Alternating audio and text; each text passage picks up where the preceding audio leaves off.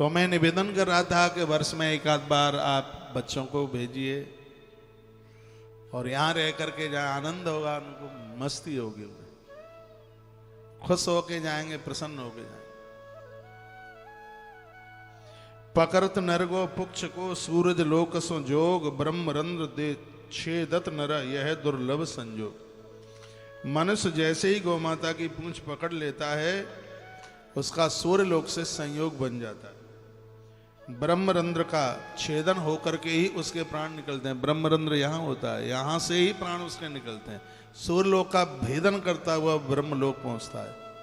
ये गौ माता की कृपा है। जहाँ गैया का गौमूत्र गोबर गिरता है वहाँ एक माला जपने पर उसका फल हजारों हजारों मालाओं के बराबर होता है। यह है विशेषता गौ माता। पूज्य श्री डोंगरे जी महाराज ऐसा बताते हैं कि रात्रि को गेहूं के दाने गैया को खिलाकर साबुत गौ माता के गोबर में वो गेहूं के दाने उनको निकालकर गौ माता के गौमूत्र में धो करके फिर उसको सिल के ऊपर उसको बट करके वो लेते थे। कैंसर जैसी बीमारियों के लिए किसी वरदान से कम नहीं है ये सब चीजें। ये तो बहुत बड़ा आयुर्वेद है। यदि किसी को श्वास की बीमारी है, गौ माता के नकुओं से वो अपना मुंह लगाए, गौ माता श्वास छोड़े, उसको जो बीमार है वो उसको ग्रहण करे, उसके फेफड़े मजबूत हो जाएंगे। किसी व्यक्ति को ब्लड कैंसर था, किसी डॉक्टर्स ने नागपुर में उसे है बताया कि यदि कहीं कोई काली गाय मिले तो तुम उसकी श्वासें अपने अंदर जाने दीजिए, तुम्हें फायदा मिल जाएगा। तो रात के समय पर मेरे पास मंडला से फोन आया।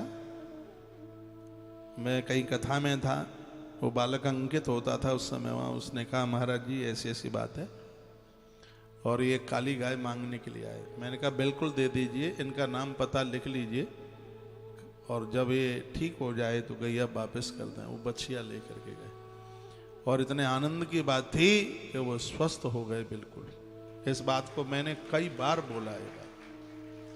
हमारे एक रुड़की से माँ आजकल यहीं रह रही है, जुलाई में आई है, मेरी बहन संगीता सिंह। अभी पता ना, हो सकता है बड़ी गौशाला में हो।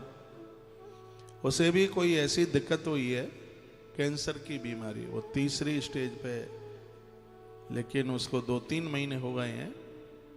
वो नीचे गौ माता बंधी हुई है, बछिया है काली, उसका गौमूत्र पीती है। कुछ मैंने उसको पत्तों का रस बताया है, उसको वह लेती है, थोड़ा दूध लेती है और यहीं रह रही है 3-4 महीने से। और वो अपने आप में बिल्कुल भगवान की कृपा से स्वस्थ हो गई है बिल्कुल। नहीं तो हॉस्पिटल में जाके बचता है कैंसर का मरीज, वो यहाँ रह रही है, यहीं है, 4 महीना हो गया उसको। हो सकता है इस समय बड़ी गौशाला गई हो, यहीं है। अब मिल लेना जब वो आ जाए तब। उसके बेटा और बहू उसकी सेवा में, वो भी यहीं है। बेटा यहीं से नौकरी कर रहा है, इंजीनियर है।